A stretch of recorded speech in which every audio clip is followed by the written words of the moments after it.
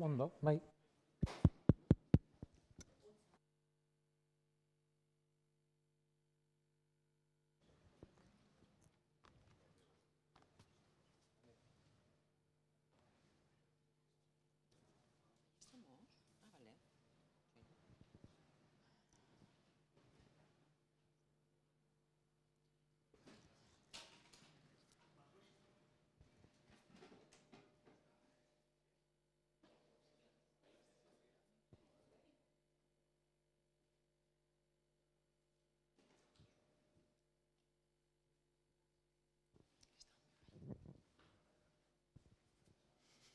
Arratsaldeon.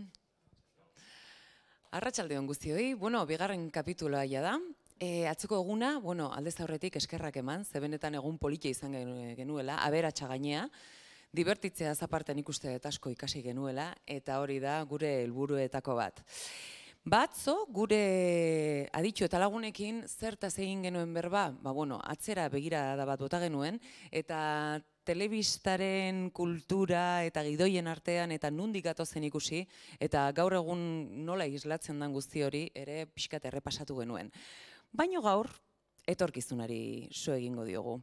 Eta horretarako mai inguru, aberatsa dugula, esango nuke, anitza ere bai, eta moderatzaile lanak, Xabier Paiak egingo ditu. Xabi Paia nik uste dut askoentzat ezagune dela. Nahiko aditua izateaz gain saltxero ere bada, eta nik uste dut erronka gustuko dituenez, bertsolaritzan aritzen da, baina bere ikasketak berez, interpretari ikasketak ditu, eta itzultzaile ikasketak izanik ere, bere momentuan ere, gidoilari lanetan aritu izan da, ze hortan espezializatzea otu zaio eta. Eta beak bertsolaritza ere, aipatu dugu, kultur arlo desberdinetak jorratzen ditu, eta nik uste horrek egiten duela oso profesional kompletoa izatea, ezta? Besteak beste, telebistan adibidez zertan egin du lan, Tentazioa, Orio eta Ostoil ekoiztetxeentzat egin du lan, Ai Martin eta Bi eta Bat telesaietan, besteak beste. Antzerkian, Cómo aprender euskera en 20 minutos egin zuen, eta beste behin batean. Literaturan ere Nork bere lana dugu. Eta, itzultzaile bezala, euskerara itzultzaile bezala, Desio izeneko tranbia, Bizitza amets, Peter Pan eta Jaka Eskarlata. Hau da, gauz asko egiten ditu gure Xabik, beraz, gozada da gure artean eukitzea bera. Berak aurkeztuko dizkigu, hementxe, atzean aditu guzti hauek, beraz, gozatu ezazuela eta badakizue hau zuena da, beraz, gero parte hartu lasai asko. Mila esker eta zuek guztiokin, txalo bero bat mesedez, Xabi Paiarentzat. Arratsaldeon eta eskerrik asko, ongi etorri crossover jaialdiko euskarazko saiorik bikainenera. Eta ondo pasatzeko asmo erabatekoarekin, ikusiko zenutenez, hautaketa bat egin dugu atean, eta bakarrik sartu ahal izan duzue ikuslerik onenak, zintzoenak, kritikoenak, eta maila bat betetzen zenutenak. Azken batean guk ez dugu nahi milaka eta milaka jende etortzea eta hemen telesailei buruz edozein gauza esatea, ez? Azken batean lantxo bat egin dugu, eta bromak aparte, eskerrik asko maiten egindako aurkezpenaren gatik, niretzat plazerra da, mainguru honetan, konbentzitu izana hemen dauzkadan hiru hauek, gaur solasaldi eder bat antolatzeko, ondo pasatzeko nagusiki, eta gero ere nire pasio eta garai batean lanbide izandako gidoigintza eta telesailen inguruko erlazio horretaz gogo eta egiteko. Ezaguna da, agian ezagunen, izan naiz bertsolari bezala, edo hiri honetan Donostia 2016ko kultur programaren zuzendari gisa. Baina hainbeste jendek ez daki, nik gidoigintzako gradu ondoko bat egin nuela bere garaian besteak beste, edo Robert Makirekin komediko ikastaroa eginda nagoela Londresen. Gidoigintza komikoari buruzko ikastaro trinkoa da, non besteak beste ideia bat egin dezazuen, bukaeran azterketa bat egiten dizute, guri tokatu zitzaigun Fish Called Wanda, edo Wanda deitutako arraina, eta hor detektatu behar genituen umorea egiteko 8 estrategia. Berak hainbat irakatsi zizkigun, da guk 8. Normalean azterketan beti jartzen du, bere ikasleren baten filma, hori aukera izan dezakelako.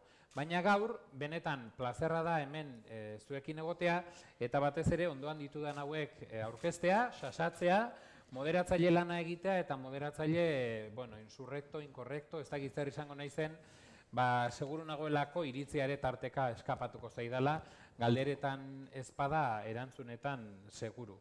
Baina gaurko saioan, zer jorratuko dugun zuei azaltzeko, egia da, ikusiko zenuten, bestela etzineten etorriko, telesailen fenomenoa nabarmena da, hori da crossover jaialdi berriak aztertuko duena Donostian egunotan, bai pantailaren bitartez, bai hitzen bidez, baina guk aztertu nahi izan dugu edo jorratu nahi izan dugu gero eta genero nabarmenagoa den distopien gai horrek agerian utzi duen zerbait. Eta da flash forward efektua. Gidoilari edo ezagutza minimoa daukazuenek, badakizue flash forward estrategia dela, egoera bat, ekarri egiten dudanean kapituluaren hasierara, horrek ikuslearen arreta erakarri egiten du, eta ondoren kontatzen diot nola iritsiko naizen egoera horretara, bai? Flashback ezagunagoa zen beste kasu batzuetan, baina flash forward efektua hori dakar. Besteak beste, nik esango nuke How I Met Your Mother edo Como Conocía Vuestra Madre telesailak nagusiki erabili zuena kasu askotan, bai? Bueno, eta zer dute gaur egungo telesailek flash forward efektutik? Zer ekarri digute pantailara etorkizunean ikusiko duguna? Zertan dira telesailak gizartearen ispilu, iragango eta egungo errealitatearen ze gai jorratzen dituzte edo ekarri nahi dituzte? Gaur egun ikusten ditugun ze pertsonai ez dira hainoikoak gure eguneroko bizitzan, edo gailuak, edo egoerak etorkizunean izango direnak. Gai hori ala plazaratuta, email banatan, ondoan ditudan hiru hauei eskatu nien, erregutu nien, zibernetikoki belauniko eskatu nien mesedez parte hartu zezatela mailinguru zoragarri honetan. Ezezkoa ez zuten eman, argi dago erantzuna, ez dut zertan azaldu, eta benetan plazerra da gaur hemen gurekin izatea. Hasiko naiz ondotik, ondokoari buruz, irakurriko zenuten, norden bera, nik ez daukat asmorik bera aurkezteko, baizik eta berari eskatzeko, bere burua aurkezteko, baina jakin, adierazinean nola egingo nuen jardunaldi honen gidoia, eskatuko niela zerbait da. Zuen burua aurkezteko eskatuko dizuet, baina eskatuko dizuet ere, esateko, telesaile bateko pertsonaia bazinate, ze pertsonaia izango zinateketen. Eta orduan, hemen ikusten duzuen Katisa Agirre, seguruenik ikusiko zenuten Mad Men telesailean, edo Homeland telesailean, baina, berak esango dizue, zehazki, ze pertsonaia egiten zuen kasu horretan. Arratsaldeon, Katisa. Arratsaldeon, Xabi, ze moduz? Oso ondo. Orain zan behar dut, ze pertsonaena izan? Ez badute gogoratzen, ezta? Bueno, nik aukeratu nuen pertsonai bat, jake joko honek ematen digu transgenerorako aukera, Don Draper aukeratuko nuke, edo naiz, nire barnean, gizona, gizon supermaskulinoa, jake transgeneroki ari naizen, ondorio guztiekin ez da. Baina Don Draperrek ere baditu bere ñabardurak. Eta ez da beste telesaietan ikusten dugun bezain gizonkote matxista hori, ez da? Baditu bere gauza. Eta gizon bat Don Juan bat dena, emakume guztiek nahi dute berarekin larrua jo, eta berak nahi du emakume guztiekin, orduan horretan ez dugu arazorik, horrek pizka bat pereza ematen dit, baina Baina gero baditu gauza batzuk, ez? Badauka empatia bat, nahiko femeninoa izan daitekena, eta hori ikusten da Pegirekin daukan harremanean, eta bere seme-alabekin ere daukan harremana nahiko femeninoa konsideratu daiteke, eta niretzako da gizon post-feminista kompletoa.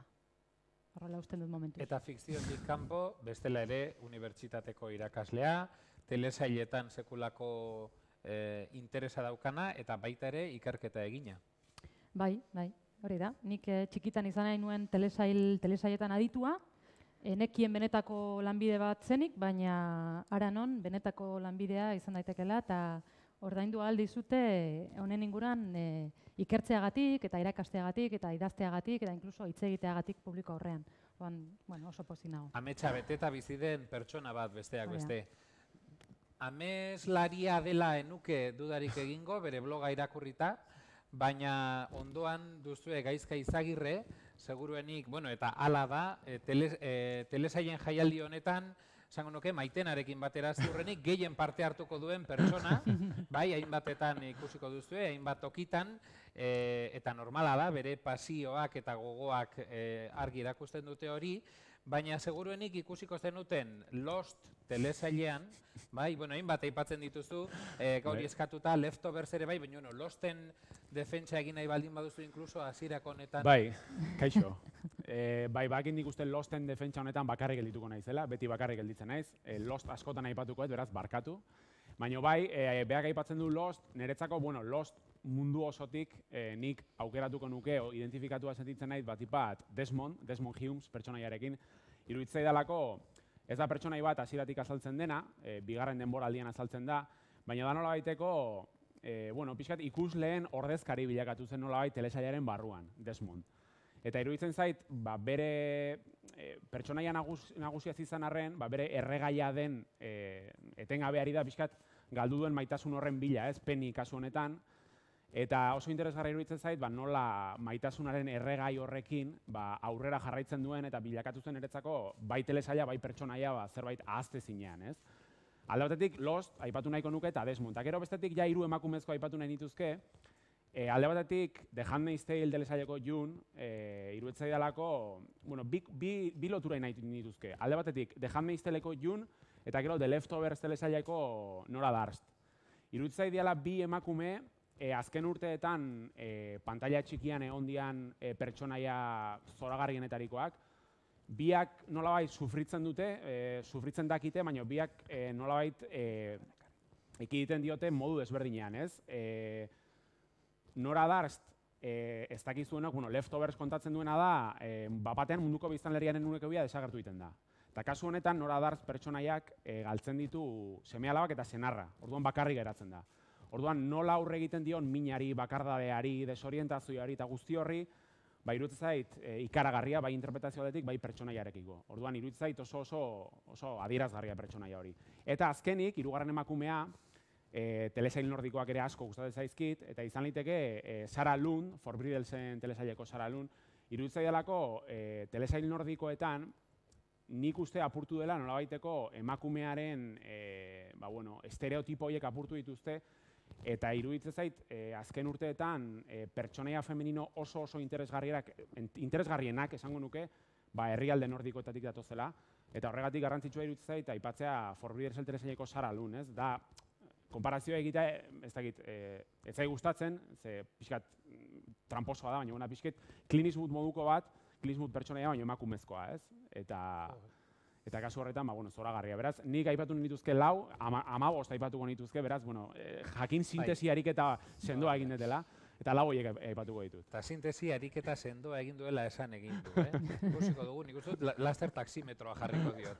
Baina hortik aparte ikusten dugu eskizofrenia hortan, 4 pertsonaiarekin nolabaiteko identifikazioa, baina bestela ere ezaguna, bloga bai duelako argian, baina telesail kritikaria, film kritikaria, erredaktorea argian, Euskadi Irratian, Gaztezulon, eta nolabait telesailetan esango genuke euskaraz dagoen referentzia nagusia. Araxe bukatu behar dut behintzat bestela ez dugu gaiari ekingo, eta Maiarekin bukatzeko Irati Jimenez. Eta Iratiren kasuan hain zuzen ere, eskizofreniak bere horretan segitzen du, ze 4 telesailetako erreferentziak ematen zizkidan, batzuk oso entrainableak. Bai, oso labur emango dituzu. Baina oso entrainableak, besteak beste bere burua ikusiko zenutelako Modern Family, Friends, Firefly eta Doktoren Alaskan, besteak beste, pixkanaka ere ja sartzen ari garen seinale esan nahi du horrek. Doktoren Alaska ezagutzen dutenak.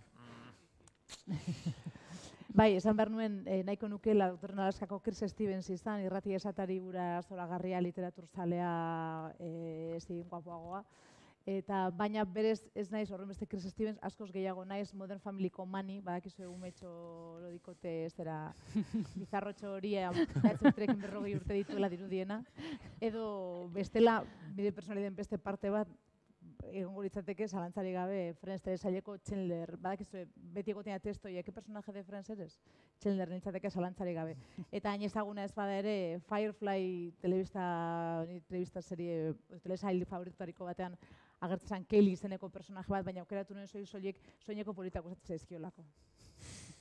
Bueno, eta hori importantea da ere. Niretzat bai. Bizitza errealean soineko polita jartzen Claro, dituzu, eta mani naiz azken baten, eta bestela ere komunikazioaren arloan diharduzu. Hori da, bai, gizarte sareetarako zerbitzuak ematen dituen enpresa, gizarte sareetarako eta interneterako zerbitzu zabalagoak ematen dituen enpresa baten parte naiz, azken urteetan, ez eta aurrez, irratia, telebista eta bizkatenetarik egin dudan, baina egia da, Katixak esan duen moduan, umetarik gehien gustatu izan gauzetariko bat telesaila dira, txarrak zirenean ere asko gustatzen zaizkidan, pizka bat arduratuta nago orain onak direlako eta ez ditugun serioegi hartzen, eta pizka bat hiperseridade horretatik begiratuta ez duten belaunaldi berri batzuentzako interesa edo behintzat posta galduko, ez? Baina bai, izugarri gustatzen zaizkit, neuk ere Katixak moduan esango banio nire mani txikiari, nire umeari, egunen batean halako gauzak esateagatik eta egiteagatik dirua ere ordainduko lioketela, ez luke sinetsiko, baina azten posti jarriko litzateke. Bueno, garbi geratuko zitzaizuen, hiru hauek badakitela telesailei buruz. Baina hasieran esan dut, zuei ere eskatuko genizuela maila bat, ona ezin da edozein sartu. Eta horretarako, ondo iruditzen baldin bazaizue, katxondioan beti ere, jolas bat egitea proposatzen dizuegu, bai? Horretarako, eskatuko dizueguna da mesedez, sakelako telefonoak ateratzeko, bai? Eta aplikazio bat bajatu behar duzue, kahoot.it izenekoa, bai? Eta hor jartzen dizuegu, zehazki, esango dizuet zer den egin dugun. Eta bada ez bada, lehen bailen esan behar nuen, bai, jadanik konturatuko zineten, hau spoiler festa bat izango da. Etengabe ibiliko gara kontatu beharko lirateken gauzak, beraz, edo ateratzen zaretenean, hainbeste moskortzen zarete, gaur bizi izan dako ahazteko, edo bestela gogoratu, spoilerrez josita joango zaretela etxera zenbait kasutan. Kahoot.it bai da lehiaketak edo horrelako galdeketak egiteko aplikazio polit bat. Jeitsi ezazue, jeitsitakoan lasai denbora beharko du, hor soziala, erabilera socially ingeles esaterako zaizue eta hori markatu, ondoren ez izen bat jarri behar diozue zuen buruari, eta ni hemendik atera behar naiz orain, ze aktibatu behar dut webunea. Eta hementxe aktibatuko dut hain zuzen, bestela ez du funtzionatuko, orain aktibatu behar da.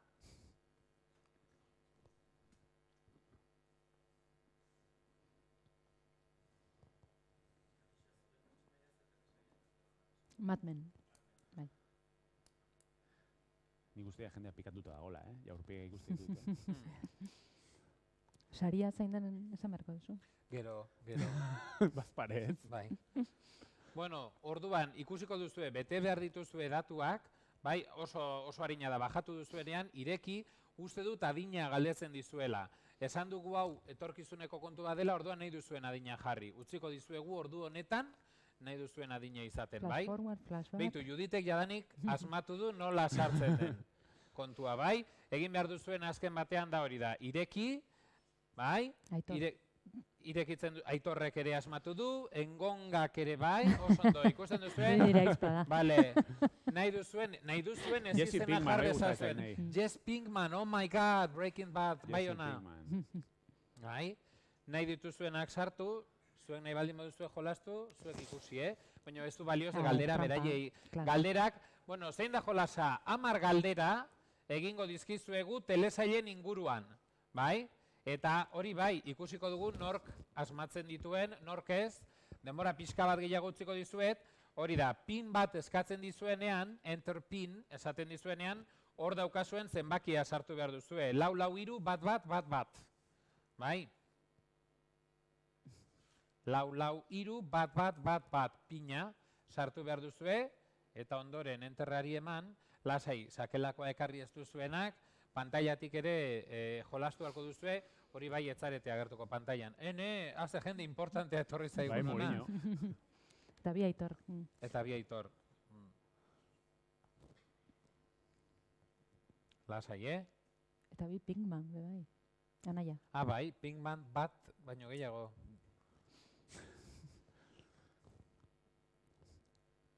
Breaking Baden saletasuna handia dago orduan. Normala. Utziko dizuegu denbora, lasai, 10 galdera izango dira. Galderak lehen bizi aterako dira, lasai nik irakurriko dizkizuet ere, eta galderak gehien ez erantzuteko 60 segundu daude. baina, Breaking Bad irabazten ari da, nabarmen, argi dago, bai? Baina, 60 segundu baino lehen denek erantzungo bazenute, automatikoki erantzuna emango digu. Bai, beraz lehenago bukatuko du. Konektatu nahi duzuen guztia konektatuta zaudete? Bai? Prest gaude jolasteko orduan? Lasai hartu denbora, Venga, 9 jokalari ditugu. Laster futbol partida baterako moduan egongo gara.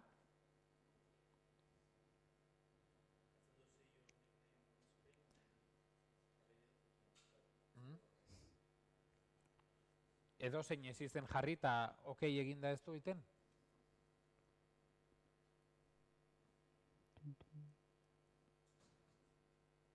Galdu dugu bat? Bai, baten batek alde egin du. Haserretu da.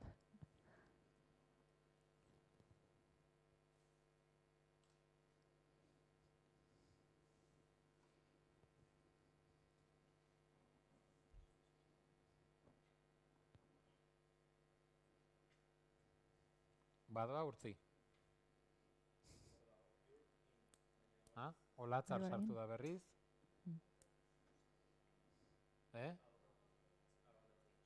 Bai? Bale, listo. Hasi egingo gara, bai? Prest? Ia ba, lehenengo galdera bere aterako da. 10 galdera, prest zaudete? Lehenengo galdera. Sense8 telesailean Amanita Kaplan, Freeman Agiman aktoreak, pertsonaiak zenbat aita ditu? Zenbat aita ditu Amanita Kaplanek? 0, 1, 2, ala 3. Ikusten duzue, erantzunak hemen dituzue, baina zuek klikatu behar duzue zuen pantailan erantzun zuzena. Zenbat aita ditu Amanita Kaplanek? 5 erantzun duzue, oraindik 4 falta zarete, 3 falta dira oraindik, 2, 1, baten badago oraindik zalantzan, jazta. Bueno, hor daukazu erantzuna. Amanita Kaplanek 3 aita ditu telesail horretan, bai? Sense8 telesailean. Eta Jess Pigmanek erantzun du azkarren eta ondoen. Bai, hori ere neurtu egingo dugu, horrela gero saria ez dakigu oso ondo zein izango den, igual lotxa izugarria emango dio, baina bigarrena, Black Mirrorreko San Junipero atalean, zein jokotan dabil Kelly Yorkik azkenik aurkitzean. San Junipero atalean, eta 4 joko aukeran. Dance Dance Revolution, Mario Bros, Sonic Revolution edo Just Dance. Bideoek wifiarekin pixka bat denbora gehiago beharko dute, zailagoa izango da, ze bideoek batzutan pista batzuk ematen dituzte. Bai? Ya está, bale, bueno, ez dago gaizki, oraingoz, nahiko bataz besteko honean ari gara, ikusten duzu zein den erantzun zuzena, eta kasu honetan Juditek aurrea hartu du, eta, bale, segi dezagun 3. Nola du izena Mr. Robot telesaileko protagonistaren arrainak? QWERTY, E-Corp, Intel edo Guy.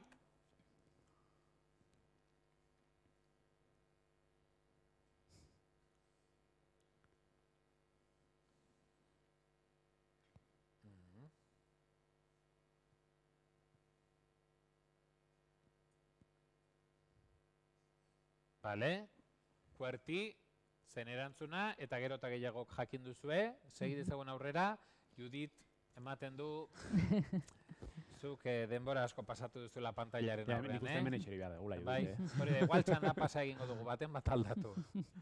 Zenbat balio du fikzioan jakina Westworld telesaileko jolas parkeko sarrerak? $40.000 egunean, $40.000 urtean. Doakoa da, edo ez da telesailean aipatzen.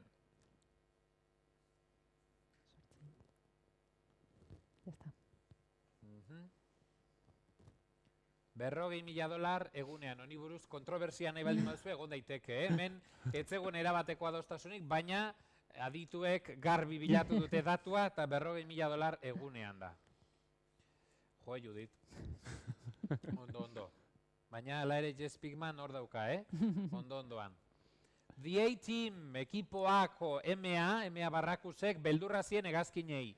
Nola sartzen zuten taldekoek hegazkinean? Konorterik gabe uzten zuten kolpe batekin, esnea ematen zioten lotarako pilulekin, ezerrez, berdin igotzen zen hegazkinera, edo Valium ematen zioten. Ya está. Bai, berak salto egin behar du, hori bai, jak. Esnea ematen zioten lotarako pilulekin, bai, kolpearena, emea barrakuz, orduen igual jende oso gaztea dago hemen, Hori ere datu interesgarria. Bueno, datuak edo blokeatu zaizkigu, baina, Judit, igual zuk ja jakeatu duzu eta zuk irabaziko duzu. Nork hil zuen Laura Palmer, Twin Peaks telesaileko pertsonaia? Mutil lagunak, etzen inoiz jakin, nor izan zen hiltzailea, inoiz jakin ezarren ulertzen da deabru batek hil zuela, edo mundukoa etzen zerbaitek, edo aitak. Hau spoiler totala da. Baina pasadira marka, nik aukeratu, pasadira marka da pare bat, ja, ikusi espauduz. Kadukatu du spoilerrak, Kadukatu, ez. Telesail vintage igual izango da, ez? Bueno. Aitak, bueno, hemen, begira, jende asko ez du jakin, Orduan, telesail vintageak igual itzuliko dira. Maila batean aitak, baina, bueno, trukoa dauka pizkatera. Aldaketa. Ui, Jesi. Bai. Venga, aurrera. 2 eta 1 telesailean. Nola deitzen zen 2 emakumeekin bizi zen gizona? Jon Kepa, Jose Bizki, Jose Lontxo edo Josean. La ostra. Jose Lontxo, bai, Jose Ramon Soroizek egiten zuen pertsonaia hura. Aurrera. Jose Mourinho, ETB-ra bueltatu eta igual, Jose Mourinho ETB bat ikusiko du. Jose Lontxo, Jose Bizki. Claro, hori da, zerbait dago hor. Nola du izena Narcos telesailean agertzen den etakideak? The Basque, The Spaniard, Eusko Bomber edo Fermin. Ondo, Narcos, nahiko ikusita dago, eta ikusi ez dutenek, bueno, Eusko Bomber ez du inork jarri, Mourinho ari da bapatean, azkenengo egindola esprintxo bat edo. Ze animaliari jo behar dio larrua Britainia handiko lehenengo ministroak Black Mirrorren lehenengo atalean? Tapa.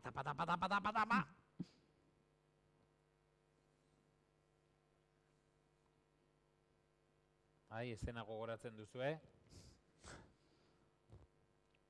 Ez dakit zergatik ez duen saltoin nahi. Denek erantzun duzu, ez da?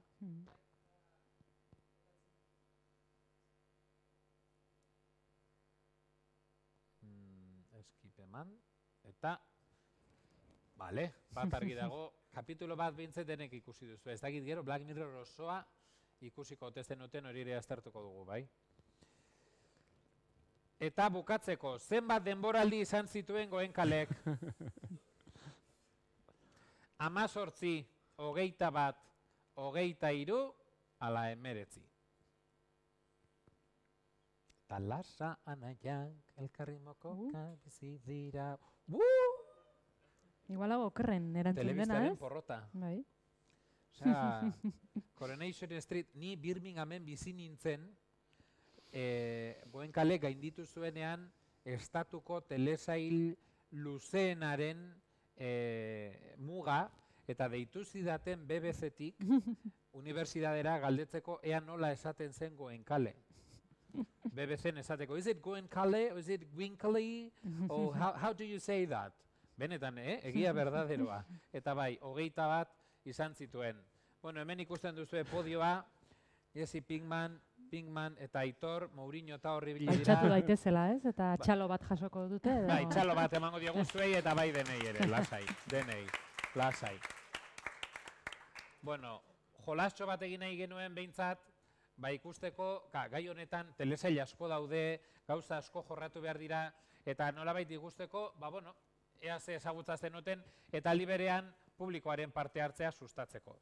Baina orain gatozen, mai ingurura zuzenean, eta lehenbiziko galdera garbia egin behar dizuet behintzat, mai inguru honen izenburutik abiatuta. Flash forward, fikzioa errealitatearen aurretik. telesailak etorkizun posibleen aurrekari direla esan dugu, hori jorratuko dugula. Eta eskatu nahi dizuedana, hain zuzen ere da, zuen ustez, ze elementu detektatu edo ikusi dituzue telesailetan etorkizunean egongo direnak. Zer aurreratu digute, zertan izan dira aitzindari, eta hor bai, hasi nahi duzuen ordenean nabarmen, bestela gaizka, nolabait nik atolatuta daukan moduan zuri emango dizut itzalen bizi. Bueno, baldin badago telesail bat, nik uste izenburu honi lotu daitekena, Black Mirror da, zalantzari gabe. Eztabaidatu daitekeia, geho atal bakoitza, zinematografikoki edo eztabaidagarria da, ona otxarra dan. Baina behintzat, gai aldetik nik uste Black Mirror dela,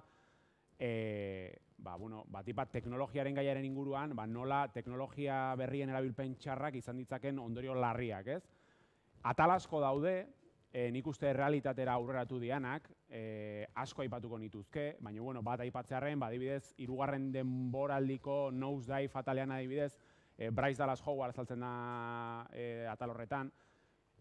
Aplikazio hau, telesail honetan azaltzen den aplikazio hau, Txinan hasi ziren garatzen, behin telesaila amaitu zenean. Aplikazio hau da, pertsona batekin, zu imaginatu, ni iratekin hitz egiten nago, eta segun eta nola erortzen zaiten, ni puntuatu egiten dut irati. Irati 5 izar, edo bakizu ez dakit gogoratzen dut zuen atal hori. Txinan garatu zuten adibidez aplikazio hori. Gero beste atal batean ikusten da, pizza banatzaile bat robot baten moduan dijoala, hori ere bai atera da. Orduan, Black Mirror, nik uste argi eta garbi, esan itazke beste 10.000 adibide, baina izan daitekeela, zenbatetan ez dugu igual kalean goazenean, hori ze Black Mirror den, edo ze hori Black Mirror ematen du. Orduan nik uste... Baina egia da horrek, esango nuke askotan, komponente negatibo bat duela. Nik askotan Black Mirrorrekin daukadan sentsazioa da, pantailan dagoen etorkizun hori beti beldurgarria dela. Bai? Askotan hori iradokitzen digu beti. Irati, uste dutzuk optimista izan nahi duzula etorkizunera begira, gian edo feminismoekin zentratuta, beste adibideren bat etorkizunera begira? Kontutan esan da, gaizak aurreratu zigula, hain zuzen ere berak esan duen moduan, galdera horri egokien doakion telesaila Black Mirror dela, beste leku batera jotzearen, iruditzen zai telesailetan ez bakarrik hor, baina horre ere bai, ikusten dugula feminismoak izan duen azken oldarraldi honen erakusgarri bat oso agerikoa eta optimista izatearren, norbera nire nortasunera hori delako, pentsatu dut badirela, espero dudan etorkizun baten zantzuak baditugula telesailetan, orain txaipatu dugu geure artean esate baterako oso ezaguna, ez dut bukaera esango, baina Big Little Lies telesailean adibidez, ikusi dugu nola ematen zaio nire ustez buelta itxaropentsu bat emakumeen arteko lehia nola beteko tradizionalari, eta nola ematen du igual arerioak batzuk izango dira, eta gero azkenean beste batzuk dira, eta oso ondo identifikatzen da, zein den benetan daukagun, aurrean daukagun arerioa nola baitez.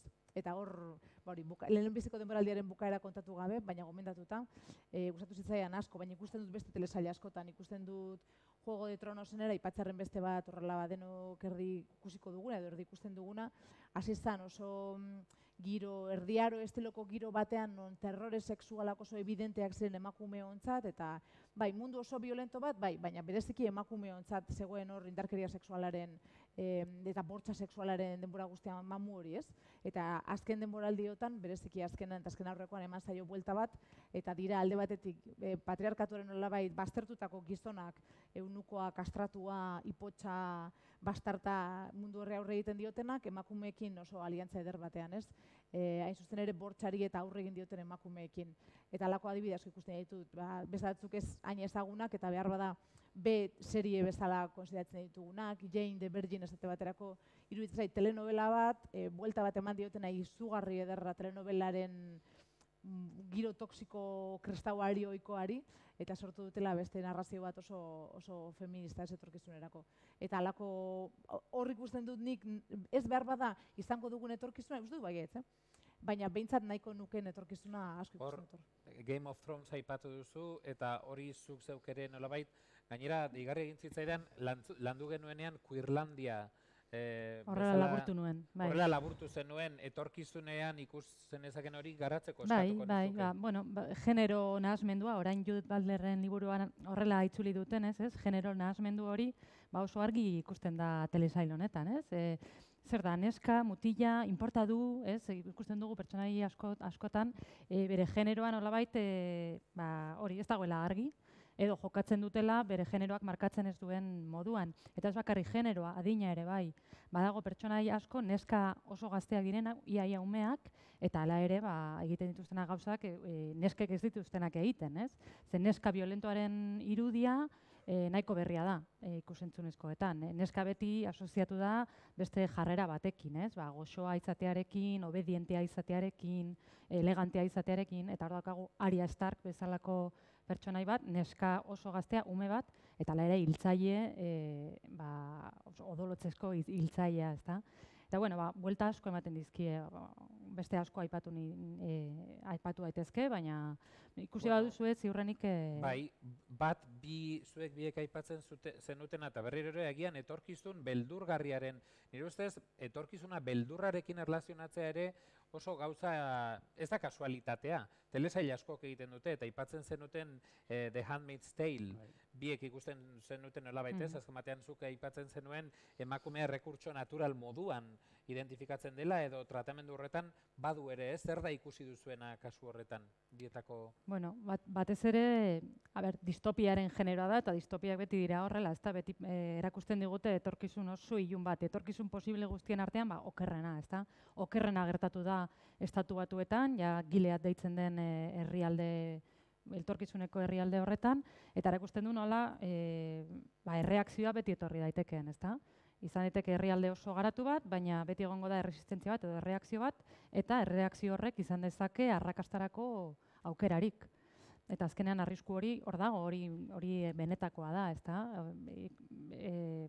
Integrista erlijiosoak hartu dute boterea, kontra dagoen guztia akabatzen dute, eta emakumea bihurtzen da azken biktima, ez? Erreakzio horrena, hori da planteatzen dela arriskua. The Handmaid's Tale aipatzen dezula, niri The Handmaid's Tale telesaietik, nahiz eta bigarren denboraldi hau oso iluna izaten ari den, eta oso gogorra. Nik uste ikuslearekiko talka hori sortzen dela batipat, telesailako katzen da, Katixak esan duen bezala Gilget Errepublikan, eta orduan hasiera baten ez dakigu zehazki zein urtetan den, zein garaitan, ze jantzia dijoazte, pixkat diktadura fundamentalista modukoa da, orduan Eliza eta politikoak eta bar, pixkat talka sortzen den ustez ikuslearekiko, ikusten ditugunean kanpoko irudiak, hau da, ikusten dugunean Jon Osborne adibidez, gorriz dijoala jantzita eta sekulako presioa bizitzen ari dela, eta batean, izan daiteke flashback batekin, edo flash forward ez daude indikan telesailean, bere senarra eta bere familia eta kanpoan ikusten ditugunean, 2018an eta gaur egun ikusten ditugun gauza guztiez inguratuta, nik uste hor sortzen dela batipat talka handiena ikuslearekiko. Jartzen dituena aurrez aurre, barruko gatazka horik eta kanpokoa nola baitez. Eta hori oso ondo irudikatzen da, Junen sekuentzia askotan, beti dago iluntasunean bezala eta hor mugitzen da beti, baina dago beti etengabe lehioetatik eta beti argizpiak sartzen dira, ez? Orduan egia da, esan dezuten bezala, distopia beti lotzen dela iluntasunera edo gauza ilunetara, baina nik nabaritzen dut, ez dakit nola amaitu gen, baina badagola horrelako itxaropen puntu bat nola bait, ez? Edo hori transmititu nahi duten, naiz da zaila dirudien oain hori ikustea, baina iruditzen zait badagola intentzio hori. Eta bitxiena da The Handmaid's Tale telesaileko kontu honen arira, Margaret Atwooden liburuan oinarritua egoteaz gain, liburu hori 80. hamarkadan idatzi zela. Orduan pentsa ez, pixkataria, fikzioa, errealitatea, orain dela 30-40 urteko eleberri baten oinarritu den kontakizun bat gaur egun hain erreala edo hain gordina, eta ez hain pentsa ezina iruditzea, hori iruditzen nahi pixkat... Eta badago gaia prestatzen ari ginela, gustatu zitzaidan, Katixak momentu batean nik esaten nolabait gaia planteatu eta ematen du telesailen zerbait berria dela, ez? Etorkizunera gehiegi begiratu nahi hori, baina zuk aipatzen zeinean, bada kasu bat ere Padres Forzosos, Full House aipatu beharra, hori gabe Modern Family bezalako zerbait nekez sortuko zateken, deigarri egiten zitzaidan ikusteko hori, askotan, iragan hartan etorkizun izan zelako, ez? Bai, agian ez zen, Padres Forzosos bezalako serie bat ez genuke deituko Quality Television, gaur egun esaten den bezala serie hauei, ez da? zen gehiago, sitcom bat, ikusten genuena telebistan, gainera ni gogoratzen dut Canal Plusen ikusi altzela, eta nik genekien Canal Plus ikusi oso gaztea zara igual, baina Canal Plusen ikusten zen dena elurra bakarrik, ez bazenuen arpidetza ordaintzen, eta batean egun batean heldu ginen etxera, eta Padres Forzosos ikus daiteke Canal Plusen, niretzat izan zen. Eta biok izango gara igual Jessirekin maite mintutak. Noski, mundu guztia maite mintzen zen. Osaba rockero horrekin. Elvis zalea. Bai, baina, gero konturatu naiz, garai hartan, horrela, besterik gabe ikusi nuen, eta superpopeko posterrak nituen, eta hori guztia, baina gero konturatu naiz, hor planteatzen zena, oso orain dela 20 urte asko, ja familia eredu berriak planteatzen zirela. Gaur egun debatitzen ari diren gauzak, nola sortu sare afektiboak, familia tradizionaletik kanpo eta bar, hori guztia ja hor zegoen. Ez dakit gogoratzen duzuen, baina hau zen aita bat alarguntzen zena, Dani Tanner uste dut deitzen zela, 3 alaba zituen, eta hori alarguntzen zen, eta familia norekin osatu edo alabak norekin batera hasi, eta ara joaten ziren osaba, eta lagun bat, eta danak bizi ziren hor etxe barruan, familia bat bezala, baina ez familia tradizionala, ezta? Ez zen sartzen homosexualitatea eta beste gai batu gerora etorri direnak, baina bai, familia eredu berriak, gaur egun beste telesaietan ohiko moduan ikusten ditugunak, adibidez Modern Familyn, ezta? Baina garai hartan, iruditzen zait, 80ko hamarkadako serie bada, eta egin zuela aurrera pausu handia, naiz eta sitcom rollo horrekin eta pixka bat, gauza divertigarri bat, baina eman zuela aurrera pauso bat eta errebindikatu nahi nuen. Dudarik gabe, eta niri oso ondo datorkit aurrera pauso bat egiteko gurean, eta hurrengo gaira jauzi egiteko, hain zuzen ere, planteatu nien hurrengo galdera zen, telesaileetan daukagun historian zehar, eskatu diet hirurei,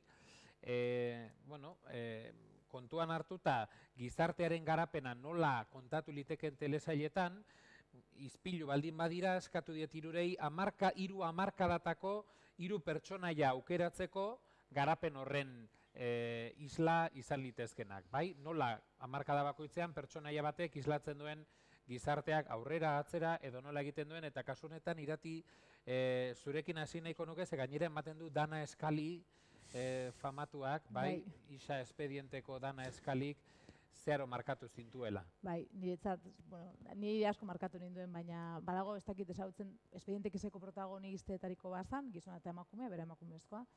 Gillian Anderson aktoreak egiten zuen, birritan aipatuko du gainera bera zerrenda laburro honetan, eta hitz egiten da orain adibidez Eskali efektuaz, antza bere sasoian zientzietako karrerak emakumeok horrenbeste egiten ez ditugun karreretan sortu omen zen halako gorakada bat emakumeen matrikulazioetan, eta ez dago oso ondo neurtua, baina Eskali efektuaz hitz egiten da nolabait, ez? Eskali fisikaria zen telesailean eta medikuntza ikasia, eta orduan, eta forense, ez? Hortik aparte aukeratu du momentu batean Espediente Xek dakar aldaketa bat telebistan, Twin Peaksen hildoaren ostean, ez dakiz eta zientzia fikzioaren baitan halako nolabaiteko kalidade bultzada bat ematen dio telebistari, eta Mulderrekin zeukan harremanak bere tasun guztiekin eta telesailaren narrazioan baitan zeuden toxizidade eta misoginia guztiekin, personajea bera zoragarria zen, niretzat imposiblea zen Eskali maiteminduta ez egotea, eta zeukan meritu hori esaten da askotan, nola dira, esango dut, zeinek zeukan meritu handiagoa Fred Asterdek edo Ginger Rogersek elkarrekin dantzan egiten zutenean. Eta esaten da, Ginger Rogersek egiten zuen, Fred Asterdek egiten zuen guztia, baina takoiekin. Eskalik zeukan, Mulderrek egiten zuen guztia egiten zuen, baina takoiekin, ez? Bigarren aukeratu da, 80. hamarkadan, urrengoan aukeratu du nolabaiteko bere oinordeko bat, Eskalik sortzen duen emakume moldearen atzetik beste asko datoz.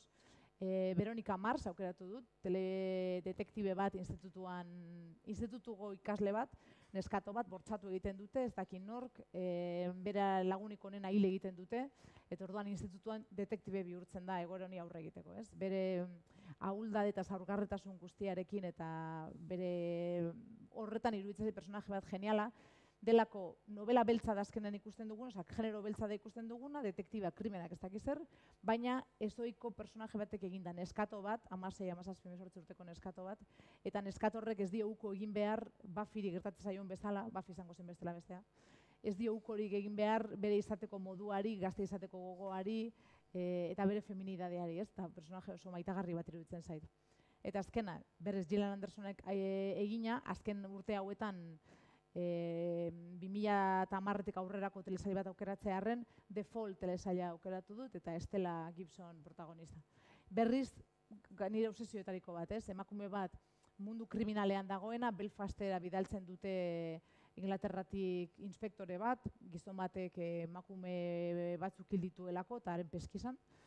Eta sortzen du berriz Gillian Andersonek personaje hau inoiz ez duena identifikatzen bere feminidadea vulnerabilidade bezala. Inoiz ez diona hor naiz eta mundu honetan hain erraza den hori, ze bere terreno horretan etengabe maskulinitatearen baloreak goratzen dira eta jerarkia horietan, eta orduan normala da norberak hori identifikatzea eta bere zaurgarritasuna ostendu nahi izatea emakume bezala mundu horri aurre egiteko, eta berak behin ere ez da tentazio horretan jaisten, eta sortzen du personaje bat botere badaukana oso estoiko eta regarrea, eta beraz birritan Gillian Anderson.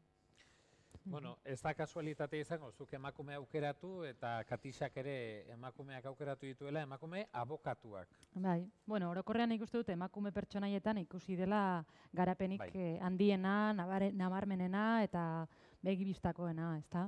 Eta adibidez, bururatu zait, beste edozein lanbide har nezaken uste dut, baina abokatuen istorioak telebistan, emakume abokatuen istorioak telebistan, ezta? Gainera asko daudenez, oso erraza da konparaketa egitea. Eta 80ko hamarkadan zegoen serie bat, LA Law deitzen zena, La Ley de Los Ángeles, hor ja emakumeak agertzen ziren, abokatuak, baina, klaro, ziren pixka bat, igual ez lehenengo generazioa, lanbide horretan ari zirenak, baina bai bigarren generaziokoak izango ziren, ezta? Orduan, zan mundu bat oso gizonezkoena, eta ara sartu nahi zuen emakumeak behar zuen izan, besteak baino gizonagoa, ez? Hori da, Margaret Thatcherren beti aipatzen den eredua, ezta? Izan behar duzu besteak baino gogorragoa, ez? Eta hori da pixka bat LA-lon ikusten ditugun emakumeen paradigma, ezta? Beraien jazteko modua ere oso zorrotza da, pixka bat Rottenmeier ziren, balekoak zirela demostratu behar zuten etengabe, gizonek hori egin behar ez zuten bitartean. Bueno, hori da 80ko hamarkadako eredua. 80ko hamarkadan, amaiera aldera, beste eredu bat etortzen zaigu, gogoratuko duzu ziurrenik Ali McBeal bezalako abokatu bat, ezta? Bueno, hor ja ikusten da, Ali McBealek badu bere feminitatea garatzeko aukera, ez du gizona izan behar. De hecho, gogoratzen baduzue, seriaren marketako batzen komunak zirela, gizona eta emakumeentzat, ez mistoak zirela. Nolabait lan munduan parekidetasun pixka bat zegoela erakusten zuela, ezta? Orduan Ali McBeal zen abokatuen mundua, abokatu ona, baina bere feminitate hori elikatzen zuen pilo bat. Eta oso ezagunak ziren bere minigonak, adibidez, kriston minigonak eramaten zituen beti, eta takoiak, takoiak aipatu dituzun, takoiak ere kristonak, oso zaila zen horrela ibiltzea ziurrenik. Futuraman egin zuten horren parodia bat. Minigonak edo takoiak. Abogada soltera lucha por su clientes, autosuficiente joan minifal. Hori da, bai. Eta gero bere neurosiak ere bazituen, ze azkenean Ali McBeal oraindik markada horretan oraindik zegoen familia edo lana, ez? Dilema horretan. Berak lanaren alde egin zuen, eta orduan beti bere harreman sentimentalak kaotikoak ziren, eta gero zeukan haur txiki bat agertzen zitzaiola aluzinazio bat bezala, azten zera dantzan, unga, xaka, bai. Eta, bueno, rollo hori, ezta? Oraindik ere familia, lana, eta lana aukeratu dut, eta ona naiz horretan, baina nire neurosiak arrastaka daramatzat, eta bar. Eta gure mende honetara etorrita, Alicia Florrick aipatu behar dut, The Good Wife-eko protagonistan zoragarria iruditzen zait, ederra bera bezalakoa bakarrik. Eta hor ikusten dugu beste buelta bat, ezta? Beste adin badauka, Alicia Florrickek, eta nolabait berak bere garaian familia eta lan artean berak aukeratu zuen familia, ezta? Eta bi seme-alaba eduki zituen, eta senarraren alboan egon zen, senarra igela atera zitzaion, ez?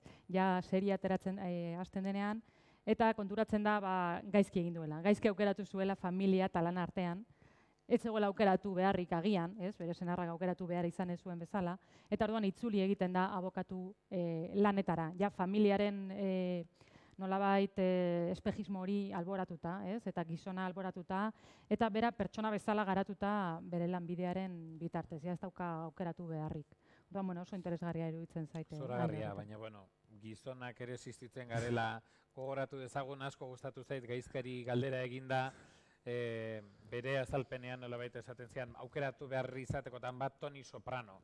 sopranoetakoa, gainera, hala esan da, Toni Soprano gabe, gero ez ziren beste hauek guztiak existituko, eta nik onartu behar dizuet, gidoilari batentzat, de Sopranoseko pilotoa, lehenengo kapituloa, hastea, antieroia gaizkiletan gaizkilena mafioso bat psikologoarenean, bada aztertzeko moduko zerbait, ez? Baina, bueno, zergatik aukeratu duzu, ze meritu, ze ikusten diozu? Bai, bueno, nik uste Toni Sopranorekin, bueno, izango litzake kasu 80. marka, 1989 inguru, Sopranos estrenatu zenean, ni Toni Soprano aukeratuko nuke, lehenik eta behin, Soprano telesaila bera David Chaseek, nik uste mantziola sekulako belarrondokoa ikuslei, ez? Garai hartan nik uste telebista oraindikan, nahiz eta Twin Peaksek bere garaian bidea ireki zuen, eta gero iratik esan duen bezala X-Files, Expediente Xek jarraitu zuen, nik uste Los Soprano telesailarekin, pixkat telebista mespresatzen zuten guzti horiei, esan bezala, David Chaseek belarrondoa bat eman zien, ez?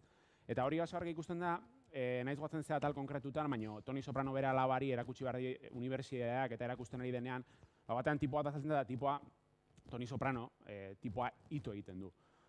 Orduan, karo, audientzia kontuetan eta bar, etorri zitzaion showrunnerra eta esan zion, a ber, baina mesedez, osea, telesaila audientzia galduko dugu, zer da hau, bueno, hilabete batzuk beranduago, atal horrek idatzi zuen emisarietan gidoi oneraren saria, ez?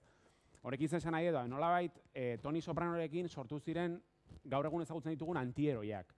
Nik uste, gerora sortuziko ziren Walter White da Heisenberg edo Dexter edo Nancy Botwin adibidez gutxekoak, nik uste, pentsa ezinak izango litzatekeela gaur egun Toni Soprano gabe. Horregatik iruditzait interesgarria, bueno, telesailan noski, zaila egiten zait, banatzea telesaila eta pertsonaia kosta egiten zait, hau nire arazoa da, baina kosta egiten zait. Orduan, lehenengo mugarri hori, lehenengo puntu hori, ni markatuko nuke Toni Soprano eta Soprano telesailarekin 80. hamarkada bukaeran. Hori lehenik eta behin. Urrengo pausoa, jungo nintzateke, herrialde nordikoetara, beste behin, 2000 hamarkadan, bada oso, bueno, telesail oso interesgarria eta oso ona, ikusi zaldin badezu gomendatzen zuet, Fort Bridelsen izeneko telesail bat, eta bertan bada personai bat, Sophie Gabrol antzestua, Sarah Lund izenekoa, gerora egintzen estatu batuetan AMCek egin zuen beste telesail bat, The Killing izenekoa, telesail honetan oinarritua, baina telesail honetako punturik interesgarrienetarikoa iruditzen zait, emakumezko pertsonaia, zoragarri iruditzen zait, esango nuke azken urteetan egin den mamitsuenetarikoa, gaina Sophie Gabrol berak parte hartu zuen nolabait pertsonaia horren sormen prozesuan, da azkenan emakume bat, gaur egun igual ez da inpentsa ezina, baina bueno, etzen emakume bat itxoiten ari zenak gizon batek salbatuko nau, eta etzen bizkat hor.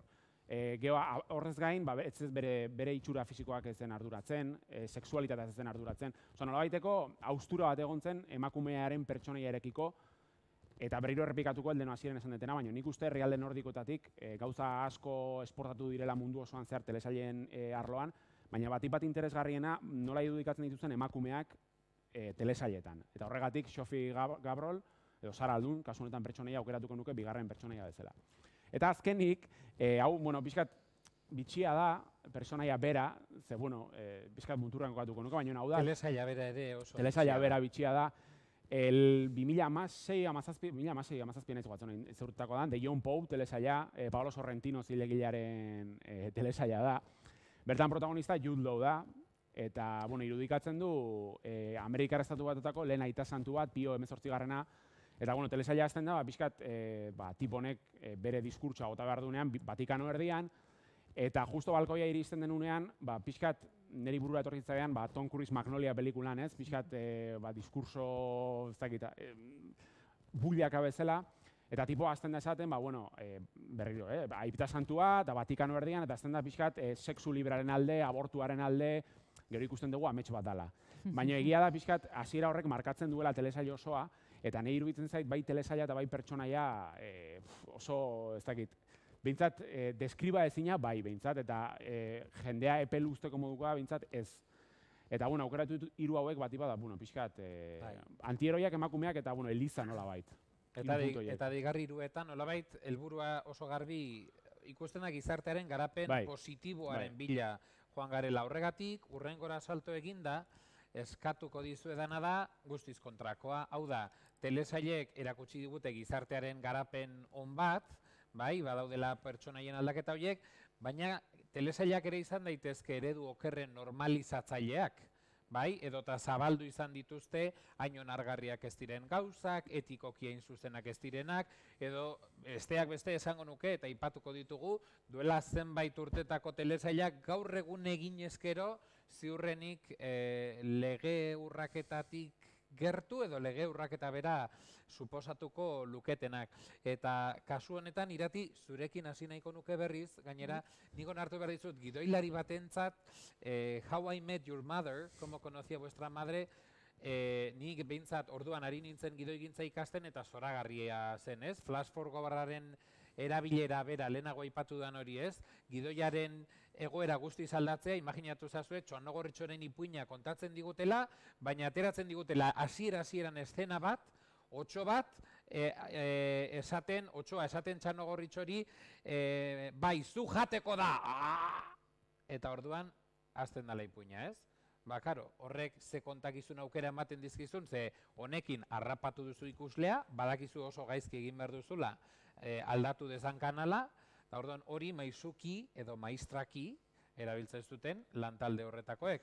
Zuk eredu okerra. Bai, lehen hiru denboraldiak, bueno, hasieratik geniala iruditzen zait planteamendua, como conocía vuestra madrena. Gero uste dut trampan harrapatuta geratu zirela, eta ikuslearekin maila bateraino jokuan ibil zaitezkela, baina behar bada maila hori ez direla 9 denboraldi, ez? 9 denboralditan sinestarazti ibili ziren hau gertatuko da, bi trama horiek sinesgarri egin nahi izan zituzten bukaeraraino, orduan horrek eskatzen du Remon Chandlerrek esango lukeen bezala nolabaiteko zintzotasun falta bat, ez, azkenean. Baina ondo amaitzen dute, ondo borobiltzen dute niretzako telesaia. Niretzako suizidablea, baina, bueno... Nik esan nuen behitu? Emozionalki... Ba, zeukan zentzua, dena. Trama, dena zeukan zentzua, bai, baina emozionalki nizat terrible. Azken momentuan personaje batzu imenz, bueno... Kontua zan, ez nuen horregatik aipatu nahi nuen adibidetzat agertzen direlako eredu desegokien horreit, zer esaten ari gara eredu desegokiak esaten dugunen ere zaila esatea, baina, bueno, genero aldetik nik uste du gauza batzuk geratu direla, hori da gehien aztertu izan dudanak, geratu zaizkibula pizka bat zaharkituak, ez beste gabe, eta esate baterako Don Juanaren personaje agertzen zen, como conocía vuestra madre, eta Don Juanaren personaje hori beti ikusi izan duguna, La Ley de los Angelesen esate baterako agertzen zen, Don Juana da tipo bat emakumeak engainatu behar dituena haiekin larrutan egiteko, eta hori oso zaharkitua iruditzen zait gaur egun, ez? Zergatik engainatu behar ditu? Esan nahi du emakumeak ez duarekin oheratu nahi, eta berak lortu behar du emakumeak nahi ez duen hori atera behar dio nolabait, ez? Eta horren adibidezan, naiz eta personajea bera, alakoa dira narrazioen kontra esanak, Barniren personajeari naiz. Geniala iruditzen zait, ez? Aktoreare genialagoa. Barkatu, baina ez duzu uste parodia bat zenik? Don Juanaren parodia bat egiten zutenik? Baina erredimitu egin nahi dute, beraz esan, ez? Ja. Eta askotan esaten diote soziopata hortxe da bilez torrente bezala, muga horretan. Parodia da, omenaldia da, ja. Ikusleak nola sentitzen duen, askotan kritikatzen da Walter White o Heisenbergen pertsonaia nola makumea traba egiten duela, baina azkena da ikusleak nola antzematen duen pertsonaia hori, ez? Bai, jasantzari gabe, baina narrazioan egia da, ez? Narrazioan ez estatzen ez dana balioztatu egiten da. Eta ez agertu, como conocía vuestra madreren bizitzan, ez agertu bizitza luzean, ez agertu emakume bat momentu baten esaten diona Barneriz, baina ez nauzu engainatu behar, ez? Nik nahi dut, ez agertu emakumezko Barney bat, nik uste dut ez dagoela nahikoa desaktibatuta, naiz eta hortxe dagoen, eta uste dut askotan aktoreren meritua dela. Eta gero agertzen da adibidez, Ted Mosbyren personaje askotan aipatzen da baita ere good guy sindromea edo dela delako, ez? Personaje batek, dirudi tipo oso atsegin bat, baina ondo begiratzen baldin baduzu eta tipo atsegin bat, ez? Iruzurti bada. Normalean tipo atsegin hau neska batekin maiteminduta dago. Eta askotan neska horri ez dio esaten horrekin maiteminduta dagoela, baina espero du, esaten dio bere laguna dela. Baina espero du, sakonean, goiz ala berandu, emakume hori konturatuko dela, bera dela hor beretzat beti egon den gizonezko hori, ez? Oso eredu tramposoa iruditzen zait, ez dut uste tipo hori, bizitza realean horrela esan da, Pagafantas hori nolabait esatearren, Pagafantas pelikulan adibidez agertzen den personaje hori, hain atsegina denik, ez? Oso eredu toksikoa da bi aldeentzako, ze gizona normalean hor amorratu egiten da egoera horretan normala dan bezala, eta emakume engainatu egiten du. Horren kontrara eredu egoki bat nolabait esatearren, eta oso itxusia da horrela epaile ibiltza, baina, bueno, ulertzen duzu, Supergirl serien adibidez, Pagafantasaren nolabait paradigma hori hautsi egiten da guztiz, ez? Seriaren hasieran ikusi baldin baduzu, bueno, serie fantastikoa da generen ikuspuntutik. Lehenbiziko kapitulutan badago halako tipo atsegin bat, Supergirlekin maiteminduta, berarekin egiten du lan, ikuslean abaritzen du, inoiz telebista ikusi baldin baduzue. Arekin baite minduta dagoela, baina ez dio esaten ze laguna dira, bla, bla, ez? Neska ikusten du beste batekin enamoratuta, eta halako batean, serien oso hasieran, tipuak esaten dio, badago trama bat tipuren aitarekin, eta tipuren aita da narzisista nazkagarri bat. Orduan konturatzen da, kapitulan bukan esaten dio neskari begira, esan behar dizut, eta desmontatzen du fantasaren paradigma guztia, esaten dio. Kontatu behar zurekin maite mindutan nagoela, ez dizut orain arte kontatu ez nik uste nuenagatik, baizik eta koldar bat esan nahi zelako, eta beldurra ematen zehalako. Eta egon naiz zurekin haserre ere baitarteka, ez ninduzulako horrela ikusten. Konturatu naiz nire aita halako gauzengatik erabat gaiztotu zela, eta bere koldarkeriagatik eta ez dut nire aita bezala izan nahi. Orduan, esaten dizut hau, badakit ez duzula hori sentitzen, pasako zait, uste dut, espero dut. Saiatuko naiz pasatzen, eta momentu uste dut ezin dugula lagunak izan, ez nahi zurekin zintzoa izaten ari, ez? Eta iruditu zitzen gauza genialidade bat. Uste dut, alako narrazio batzuk, ja, hori, zaharkituak geratzen zaizkigula, ez? Zaharkituak geratzen zaizkigu baita ere, hirugarren bat aipatzear nolabait azkena. Esan dizuet, Expedientekiz maite nuela ikaragarri, erosi ditut Expedientekizen DVD-en kajak €120 kostatzen zirenean, beraz, oraindik pesetetan kalkuluak egiten genituenean, hori maitasuna ez bada, baina halako narrazioak non argi dagoen, protagonistak maite minduta daudela, Bones, Expediente X, Law and Order, halakoak, ez? Eta ematen dituzte urte bat, 2, 3, 4, 5, 6, 7, 8, 10 urte, elkarri ez da musurik eman gabe, absurdoak iruditzen zaizkit gaur egun, ez? Eta gainera, kristauak ere bai, ez? Eta sortu nahi dute hor halako tensio bat, baina esango bagenu bezala behin larrutan egiten dutenean, horrekin batera, por supuesto, horrek esan nahi du hortik aurrera antes y después, hortik aurrera ja larrutan egitea da, por supuesto, bikoteak izatea. Eta gastatuko balitz bezala edozein gatazka posible personajeen artean, ez?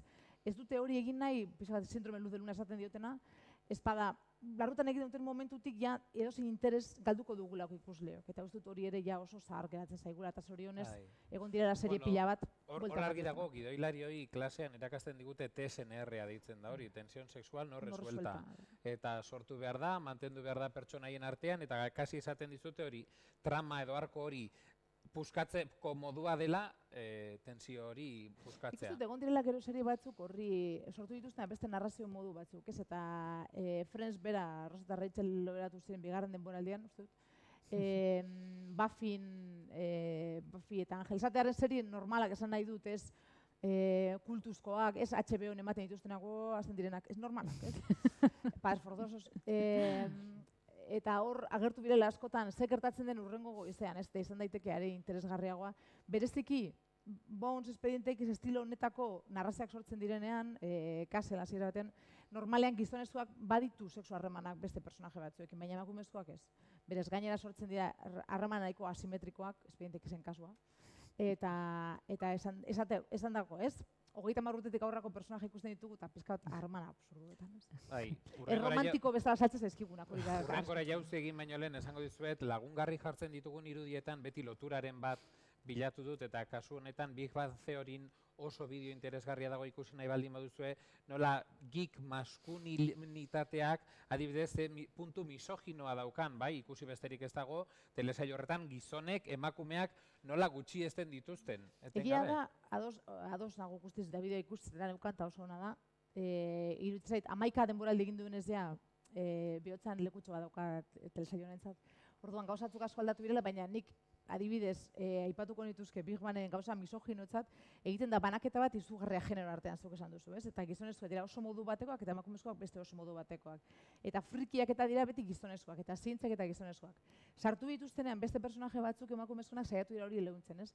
Eta adibidez, nolabait asko gorrotoa, ez dut askotan honetaz irakurri, baina gorrota handia ematen didan personaje, emakumezko personajeen topiko bada, la aguafiestas. Beti dago emakumezko bat, ez la aguafiestas. Eta orduan da hor gizon batzuk Big Baneko adibidez, badute gizon talde bat oso batzutan absurdo eta baina baditu parte batzu politak. Ez haien artean egiten dituzte joku pila bat, ezagutzen dute elkarren barne mundu hori superfrikia dana eta asko gozatzen dute elkarrekin. Eta hor dator beti emakumeren bat, bereziki lehenbiziko denboraldietan, esatera ez barre egitera haien parte horri edo ez ulertzera parte hori, eta nik uste dut gaur egun ikusten baduzue komikon eta alako lekuetan ikusiko dituzue emakumeia pila bat, eta pizkat bai, zarkitua geratu dela efektibamente geek maskulinidade hori soilik gizonezkoen mundu hori ez dela horren beste gizonezkoen gaur egun uste dut.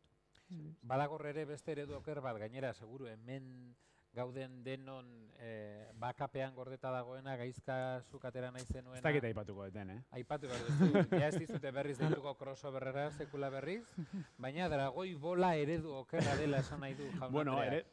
egia da, iratik aipatu duen bezala, nik uste eredu okerrak bilatzerako orduan jotzen degula edo oso zaila dela ez beriztea pixkat gidoia eta pertsonaia alde batetik, ez? Nik uste eredu okerrak topatu daitezkela gidoietan, baina batez ere nik uste gehiago topatzen direla pertsonaia konkretuetan.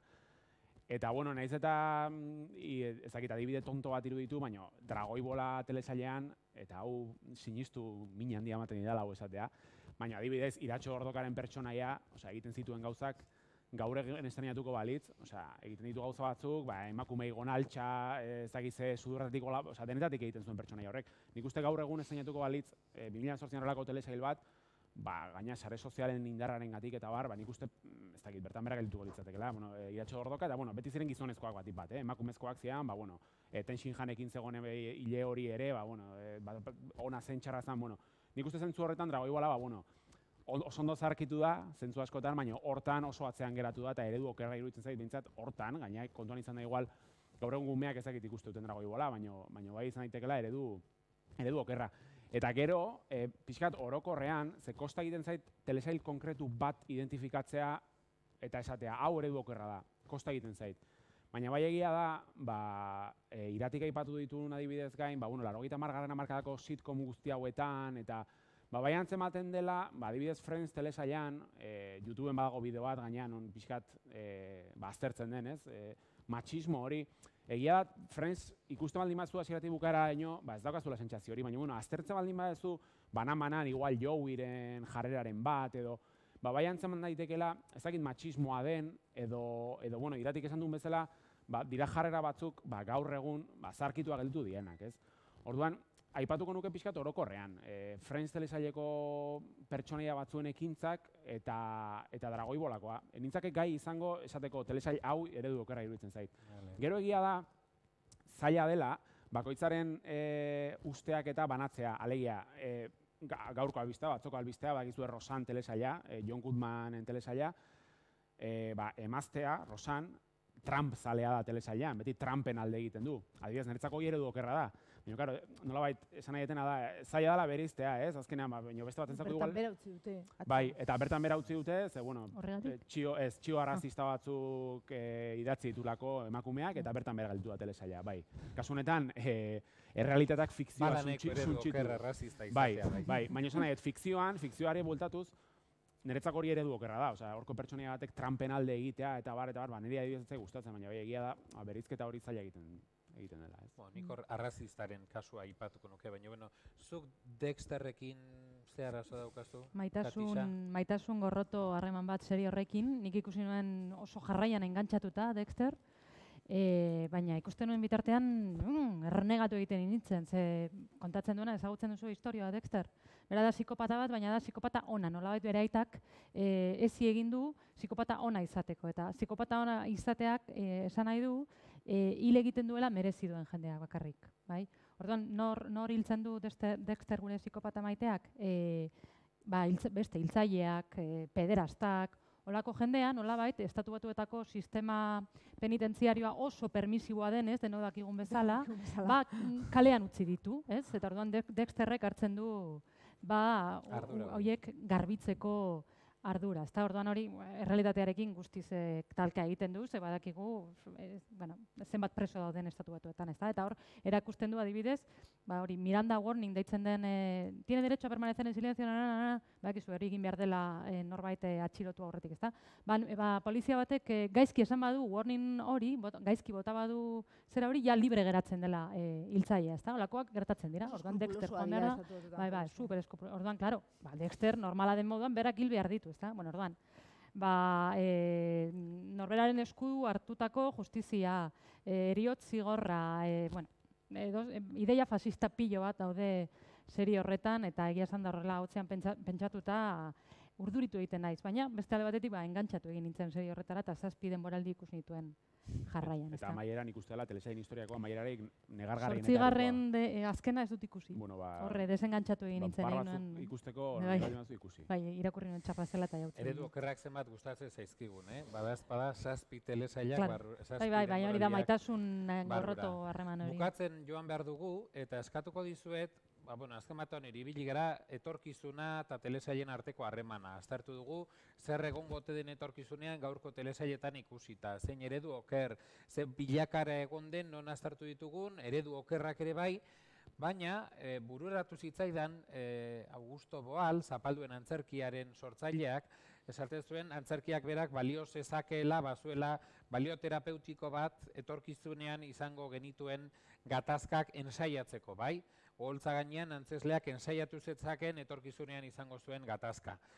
Bueno, telesailek ere balio diezagukete agian etorkizunean izango ditugun edo gaur egun ditugun arazoa konpontzeko bideak bilatzeko, sendagai izateko, gai batzuk korapilatuta ditugunak edo gizartean zailak izan daitezkenak lantzeko. Eta kasu honetan, hainbat aipatzen dituzue, Gaizka zurekin hasteko Borgen atera duzuzu, niri asko gustatu zitzaidan, eta zer sendagai edo zertan ikusten duzuzuk izan daitekela? Bueno, hasteko Borgen telesaila, telesail Danimarkarra, nik uste Borgen, Brombroen eta Forbridelsen direla urrezko 3 telesailak, bizkat herrialde nordikoetan. Kontatzen duna da, Brigitte Neighbor da protagonista, Danimarkako lehen ministroa izendatzen duten emakumea da. Eta nik uste telesail honetan, bizkat familia, boterea, kazetaritza, justizia eta guzti hori uztartzen duen hausnarketa zorrotzenetarikoa iruditzen zait. Eta eredu iruditzen zait, bizkat jendeari hausnarketarako bideratzeko eta pentsatzeko ez. Hau posible litzateke telesail hau hemen egitea, ez? Hemen edo inguruan behintzat horrelako egitea. Orduan, oso interesgarria iruditzen zait telesail hau, 3 denboraldi besterik ez dira gainea, oso erraz ikusten dena. Eta naiz eta politikaren munduan barneratzen gaituen, oso telesail entretenigarria da, oso ondo daude landua pertsonaiak, eta Brigitte Neighbor pertsonaia zoragarria iruditzen zait. Orduan, lehenengo adibidea hori Borgen aipatu nahiko nuke. Gero badira beste bi telesail, horietako bat ez da ezaguna, baina nahi zoragarria iruditzen zait, Master of None izena du telesailak, Netflixen daukazu ikusgai. Master of None telesailak, izenburuak dioen bezala Master of None, kontatzen duena, protagonista da Def, 30 urteko tipo bat, aktore izan nahi duena eta Nueva Yorken bizi dena. Telesaila zeri buruzkoa den esatea komplikatua da, ze azkenean telesailak pixkat baloratu nahi duena da eguneroko keinu txikien garrantzia. Atal bakoitza zentratzen da gai batean, adibidez, lehenengo atala da pizza. Orduan, atal guztia dijoa pizza baten inguruan. Bigarren atala da, ez dakit, bizikleta bat, ez? Orduan, atal bakoitza dira, pixkat goraipatu nahi du, eguneroko gauza txikiek duten garrantzia. Badakit, hau esaten den bitartan esango zute, baina ez koñazo klase dau, ez.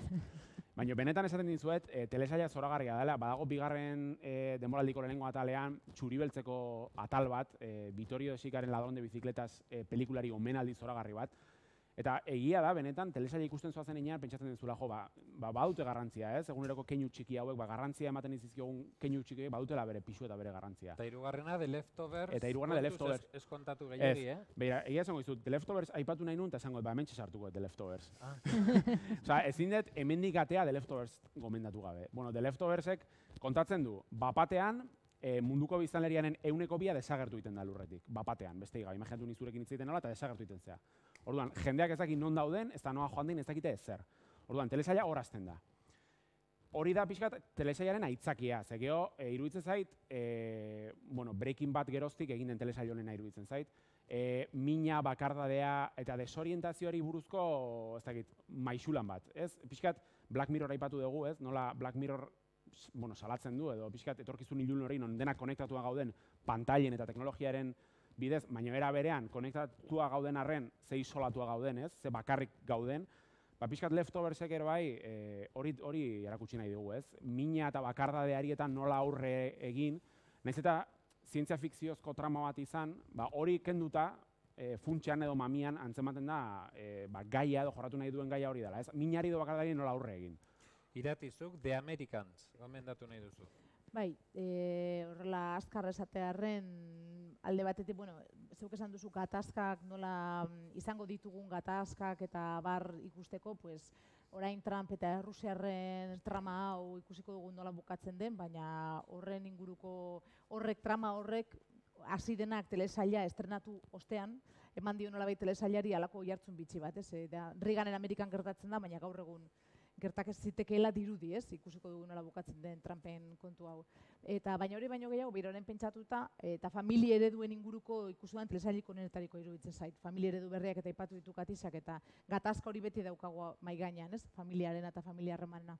Eta oso modu inteligentean eta kudeatzen dute. Eta gero beste bat, benetan, sendagarria esan duzunen pentsatu dut, lehen aipatu dut, hasieran, nik telesail sendagarri bat alegia ikusten duzuna, eta ematen duzuna zerbait, eramango duzuna beti, eta maila batean lagunduko dizuna, eta zentzu horretan benetan sendagarria, esango nuke doktorren Alaskan ere bizitzen zalantzarega. Eta Friends jarri dut pantailan, Katixazuk, Friends eta Homeland. Friendsekin geratuko naiz, ze justo iratik eman duen definizio horretara oso ondo egokitzen da, nik uste. Hau da, gainera, niri behintzat gertatu zait, berdin da, zer realdetan zauden, orduko, eguneko ze ordu den, pizten duzu telebista, egiten duzu aurrera kanaletan, eta beti dago Friends kanalen batean. Nik ikusten duzu, orduan, bueno, nik hau ikusi dut, atal bakoitza, igual 11 aldiz, pilo bat, eta orduan ezagutzen dut pilo bat, eta beti lagunekin beti, Rachelek esaten duzuen bezala, edo Chandlerrek esaten duzuen bezala, eta beti dago... Friendsera hitz egiten, ez? Batzuk Simpsoneraz dakiten nik Friendsera dakiten. Bai, baina nik eta nire generaziko dena ikuste dut, ez? Orduan, pantailako... Orain badago millennialen artean, barkatu, baina millennialen aurka pixka bat esango dut, errevisionismo joera bat, serie hau mespretxatzeko, edo... Baina nik uste bere garairako gauza oso politak egin zituztela. Oso polite esan zen, datozela. Aurrerakoiak ere bai. Jo, transexual bat zen Chandlerren aita eta gertu zen hor zimaz, ez? Eta loko gauzak, eta bi emakume ezkontzen ziren, eta... Eta egia da ere, oso gai interesgarria da, zuk orain aipatu duzuna da, telesailak ikusteko hartzen dugun abia puntu emozionala. Baina personala, Zer, gauza bada, nik batzuetan, nik onartuko dizuet, Black Mirror ez dudala ikusten gauetan.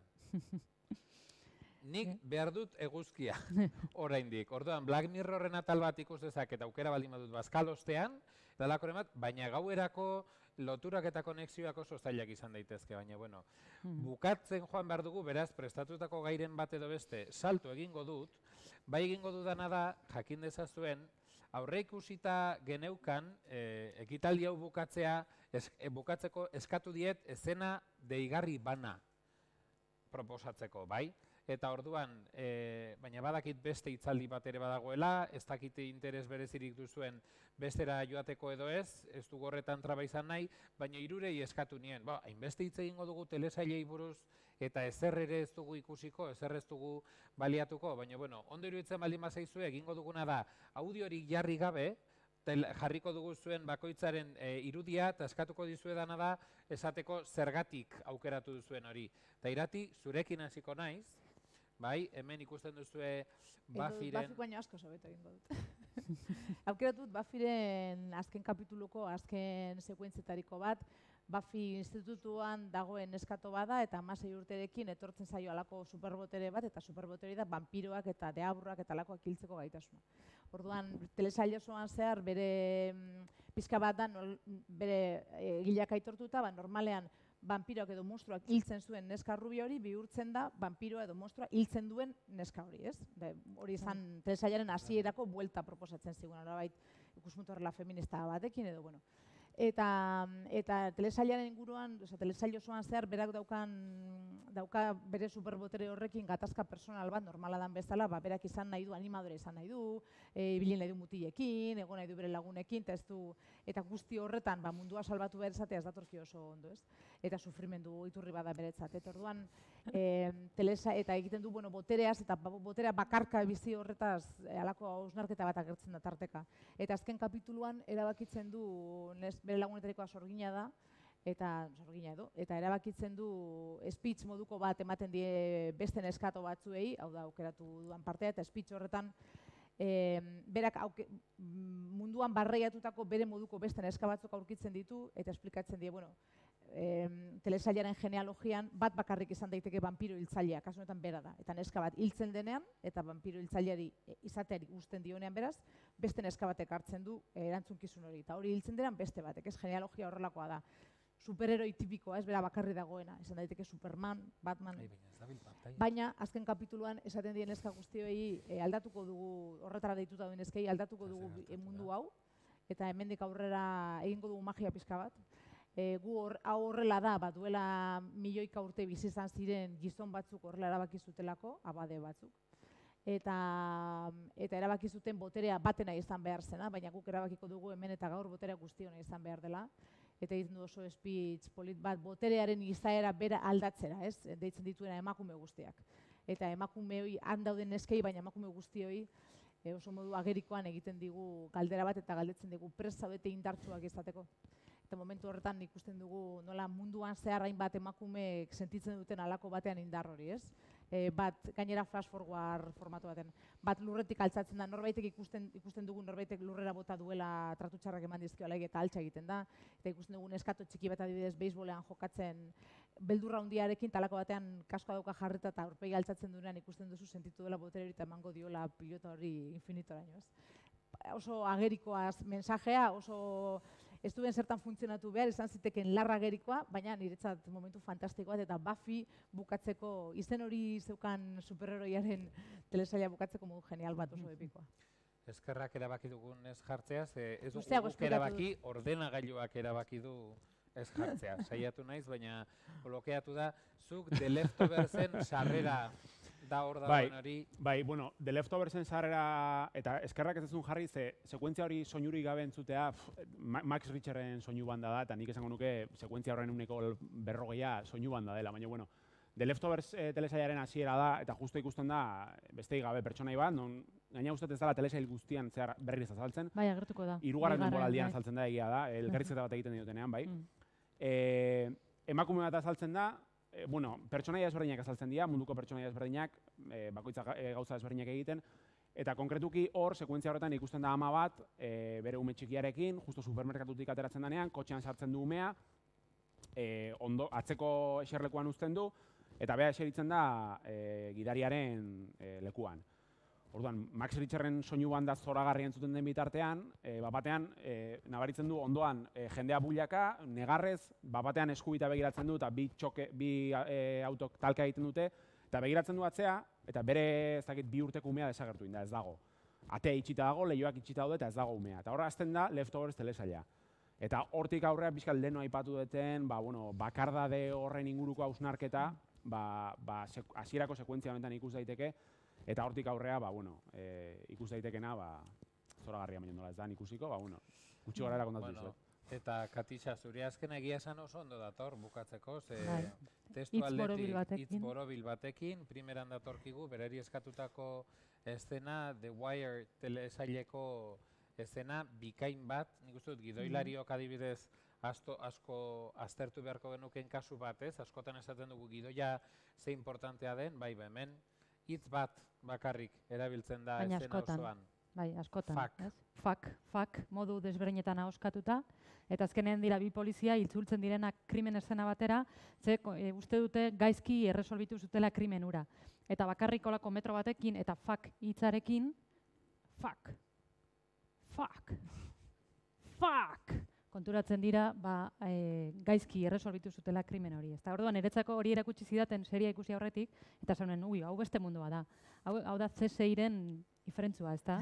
Eta horrela engantxatu nintzen hasi nintzen The Wire. Hala da, zin egiten dizuegu sare sozialen bitartez jarriko ditugula 3 esteka horiek ikusteko, honek erabaki du gehiago ez duela eman nahi. Onaino, egia esan, ez dakit galderarik egin nahi diguzuen, zerbait planteatu nahi duzuen, afaltzeko ordua heldu den, eta bestela eguneko telesaila ikusteko denbora kenduko ote dizuegun. Oso ondo. Gidoilariok, alde, produktoreak lortzen dituzunean, konforme, eskerrik asko Urtzi. Edo gomendatu igual, telesail bat, ikusi ez duguna. Bai, oso ondo dago. Bai, zoragarria da pertsonak. Bai. Gomendatzea izuet, Esmilf telesaila da oso, zesango nuke, denan kontra dijon zerbait da.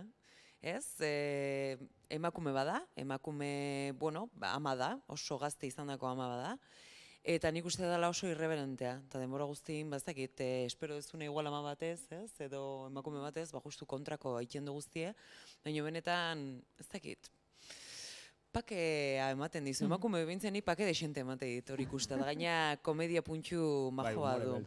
Bai, komedia, Smilf. Baina eze batekin. Bai, hori da, single. Single mata. Ez dut publizia egin, Movistarren daukazuela ikusgai. Bai, oso ondo da. Eta Fleabag, baita pixkate alor horretan, pixka makarra baita dana, eta oso interesgarri izan daitekena. Kaizak esan duen lehortean zegoela pixka bat, apuntatu ditugu. Bai, azken boladan bat ikusi eta engantzatu ez.